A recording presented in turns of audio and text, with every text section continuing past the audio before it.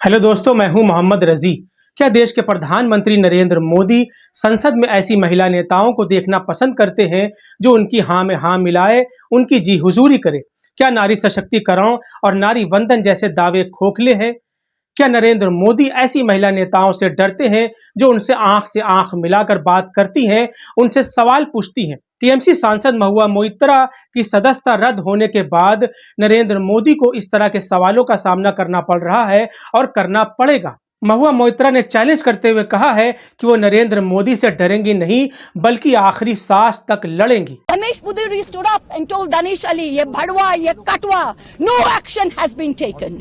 Nothing has been taken. You hate minorities. You hate women. You detest Nari Shakti. You cannot handle power and authority.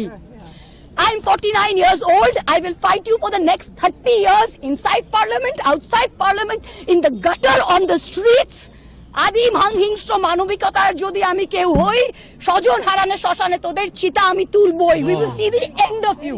अब सवाल यह है कि TMC सांसद महुआ मोइत्रा को लोकसभा से क्यों निष्कासित किया गया और क्यों नरेंद्र मोदी उनके निशाने पर आए।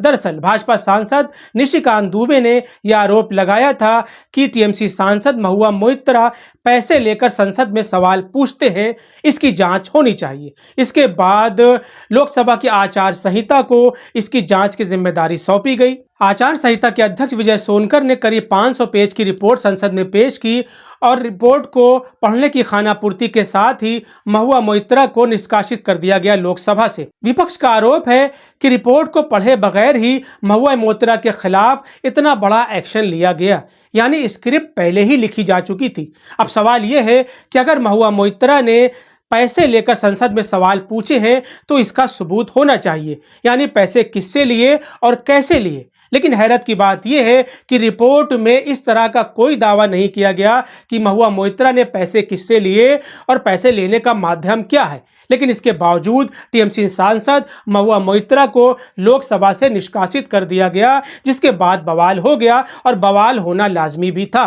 लोकसभा से निष्कासन की कार्रवाई के बाद विपक्षी नेता संसद से बाहर आए और उन्होंने मोदी सरकार को आड़े हाथों लिया। उनका आरोप है कि मोदी सरकार तानाशाही कर रही है, ये सरकार महिलाओं के खिलाफ है। असल में भारतीय जनता पार्टी की मूल समस्या ये है कि वो सशक्त महिलाओं से घबराते हैं और अगर अडानी की कोई बात कर ले तो सदन में आपके लिए जगह नहीं है। असलियत यह है कि अडानी और मोदी के रिश्तों पर जो सवाल उठाएगा उसके खिलाफ हर तरह की मनमानी कार्रवाई की जाएगी। दोस्तों, आपको बता दें कि ये पहला मामला नहीं है जब किसी सांसद को पैसे लेकर सवाल पूछने के आरोप में लोकसभा से निष्कासित किया गया है। इससे पहले भी यानी साल 2005 में 11 सांसदों को पैसे लेकर सवाल पूछने के आरोप में लोकसभा से निष्कासित किया गया था। इसमें मुख्य रूप से 6 सांसद भाजपा के, 3 बसपा के और 1 कांग्रेस और 1 राजद के सांसद शामिल थे।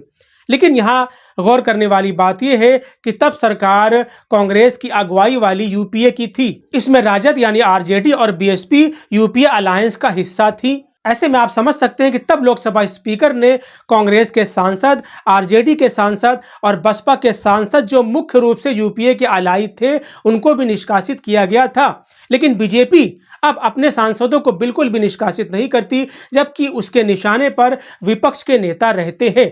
आपको पता है कि मानसून सत्र में बीजेपी सांसद रमेश भिदोड़ी ने बसपा सांसद दानिश अली को कितने खूबसूरत शब्दों से नवाजा था, यानी उन्हें गालियां दी थी, उन्हें कटुआ जैसे शब्द कहे थे। लेकिन इसके बावजूद लोकसभा ने रमेश भिदोड़ी के खिलाफ कोई भी कार्रवाई नहीं की गई। वो आज भी संसद के अंदर मौजूद रहते हैं।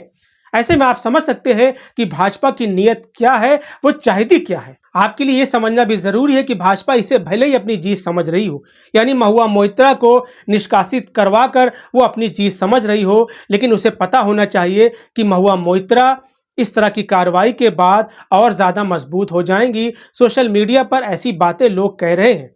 लोगों का दावा है कि महुआ मोइत्रा की छवि और मजबूत हुई है, महिलाओं के नज़दीक उनकी हमदर्दी बढ़ी है, वो बंगाल में और मजबूती के साथ उभरेंगी। आप इस बारे में क्या सोचते हैं, हमें कमेंट बॉक्स में लिखकर ज़रूर बताएं। फिलहाल आज के लिए इतना ही। वीडियो पसंद आया हो तो इसे लाइक और शेयर ज़रूर करें, चैनल को भी सब्सक्राइब करें। धन्यवाद।